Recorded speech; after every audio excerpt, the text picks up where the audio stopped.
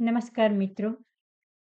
California બેઠકની કવિતાની શ્રેણીમાં આજે વાત કરીશું મીરાબાઈની એક જૂની અને જાણીતી, સૌની માનીતી કવિતા.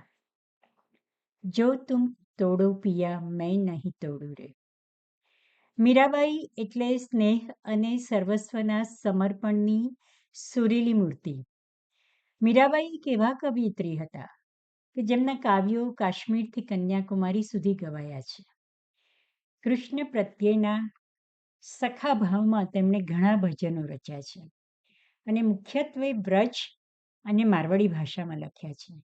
તો આ ભજન જો તુમ તોડો પિયા મેં નહીં તોડું રે, તોરી પ્રીત તોડી કૃષ્ણ કોણ સંગ જોડું, માં શરૂઆતથી જ કૃષ્ણ તરફ સંપૂર્ણ શરણાગતિ અને બિનશરતી પ્રીતની મક્કમતા ભારોભાર છલકે છે, અને તે પણ ભક્તિની એક ગરિમા સાથે. ન કોઈ અપેક્ષા, ન ગરજ કે ન કોઈ અરજ. અહીં તો કૃષ્ણને જાણે કે પડકાર છે કે જા, તારે પ્રીત તોડવી હોય તો છૂટ છે, પણ હું નહીં તોડું, કારણ કે મારે મન તો વિશ્વમાં એક જ પુરુષ છે. પ્રેમની ચરમસીમા તો જુઓ, કોઈ વિકલ્પ વગરનો આ પાક્કો નિર્ધાર, દોરી વગરનું આ મજબૂત બંધન કેટલું અને કેવું અદ્વિતીય હશે. હૃદયમાંથી સહજપણે આવતા શબ્દોની મસ્તી પણ કેવી પ્રેમભરી છે. એક જ નાનકડી પંક્તિમાં તોડો, તોડી, તોડું, જોડું ની શબ્દ રમત ભાવોની અખિલાઈનું, તેની અડગતાનું અદ્ભુત દર્શન કરાવે છે. મીરાબાઈ પોતાના ઈષ્ટદેવની કલ્પના પતિ કે પ્રિયપાત્રના રૂપોમાં કરતા હતા. તેથી તેની પ્રશંસામાં કેટલી ઉપમા, કેટલા રૂપકો અને વિવિધ શબ્દોના અલંકારો સજાવે છે. સૌથી પહેલા તો એ કહે છે કે અગર તમે તરુવર છો, વૃક્ષ છો, તો હું પાન છું. તમે સરોવર છો, તો હું માછલી છું. તુમ ભય તરુવર મેં ભઈ પંખિયા, તુમ ભય સરોવર મેં ભઈ મછિયા. અહીં પ્રતીકો પણ એવા કલ્પ્યા છે કે જે અંતરની ભાવના છતી કરી આપે છે. એ રીતે કે વૃક્ષ તો પાન ખરી જાય તો પણ રહી શકે છે, જ્યારે પાન વૃક્ષથી ખરે એટલે ખેલ ખતમ. સરોવરનું જળ તો સદા વહ્યા જ કરે, પણ માછલી પાણી વગર ન જીવી શકે.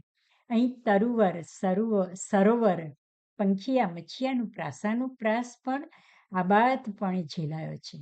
તુમ ભય અને મેં ભયની પુનરોક્તિ મીરાના મનોભાવમાં ઘેરા રંગ પૂરી ધારી અસરકારકતા ઉપજાવે છે. આગળની પંક્તિઓ તુમ ભય ગિરિવર મેં ભઈ ચારા, તુમ ભય ચંદા મેં ભઈ ચકોરા. અહીં મીરાબાઈની નજર સામે કૃષ્ણ જુદા જુદા સ્વરૂપે કેન્દ્રિત થાય છે. પ્રેમમાં અત્ર તત્ર સર્વત્ર તેમને કેવળ એક જ મૂર્ત દેખાય છે. એ કહે છે કે તમે જો પર્વત હો તો હું તેની આસપાસનો એક સામાન્ય ઘાસ છું. તમે જો ચંદ્ર હો તો હું ચકોરા નામનું એક પક્ષી છું, જે ક્યારેય ચાંદ પરથી પોતાની નજર ખસેડતો નથી. અહીં ચારાની સાથે ચકોરા અને ચાંદના વર્ણાનુપ્રાસો પણ કેવા ખીલી ઉઠ્યા છે. ચારાનો બીજો અર્થ કેટલાક વિદ્વાનોએ પર્વતની આસપાસ પવનને કારણે વહેતું નાનકડું ઝરણું એમ પણ દર્શાવ્યું છે. અને ગિરિવર શબ્દ પ્રયોગ ગોવર્ધન ધારીની વાર્તા જગાવી જાય છે. એક એક ઉપમા તમે જુઓ જાણે કે પ્રેમની પારાશીશી બની જાય છે. આગળની લીટીઓ તુમ ભય મોતી પ્રભુજી હમ ભય ધાગા, તુમ ભય સોના હમ ભય સુહાગા. આમાં પોતાને એક એવી વસ્તુઓ સાથે સરખામણી કરી છે કે જે મુખ્ય વસ્તુની સાથે હોય તો જ મૂલ્યવાન બને છે. એ કહે છે કે પ્રભુ તમે મોતી છો અને હું તો એક દોરો છું, અને દોરો મોતીમાં પરોવાય તો જ કિંમતી હાર બને. તમે તો અસલ સોનું છો અને હું તો માત્રની ચમક. અહીં અભિવ્યક્તિનું એક વિશેષ રૂપ પ્રગટ્યું છે. એક રૂઢિપ્રયોગ છે ને કે સોને પે સુહાગા, અથવા અંગ્રેજીમાં પણ કહ્યું છે કે ગોલ્ડ એન્ડ ગ્લિટર. ભાષાની આ એક લાક્ષણિક રૂઢ શૈલી પ્રયોજાય છે. તે ઉપરાંત આખા ભજતને અંતે કવિત્રી સમસ્તપણે ન્યોછાવર થઈ પ્રેમાધીન થઈ જાય છે. એ કહે છે કે બાઈ મીરા કે પ્રભુ ગુરુજ કે દાસી, તુમ મેરે ઠાકુર મેં તેરી દાસી. હે વ્રજવાસી, તમે જ મારા માલિક ને હું તમારી દાસી. ભક્તિની આ એક ચરમ સીમા છે. જગતના અને જાતના તમામ ગુણધર્મો, ભાવો, સ્વભાવો બધું જ પ્રેમ પાત્રમાં ઓગળી જાય છે, વિલીન થઈ જાય છે. આ પ્રેમની મર્યાદા નથી, ભક્તિની પરાકાષ્ઠા છે, ઊંચાઈ છે. આભને આધાર નથી, છતાંય ઊંચું છે. કેમ? કારણ કે ચારેય તરફ ઝૂકેલું છે. હકીકતે તો ઝૂક્યા કે ઉઠ્યાનો ક્યાં કશો ખ્યાલ રહે છે. આ દુન્યવી પ્રેમ જ નથી, દૈવી પ્રીત છે. આ કોઈ સ્થૂળ સ્નેહ નથી, સૂક્ષ્મથી સૂક્ષ્મ સાધના છે. અને એ જ છે મીરાની પ્રેમલક્ષણા ભક્તિની અમરતા.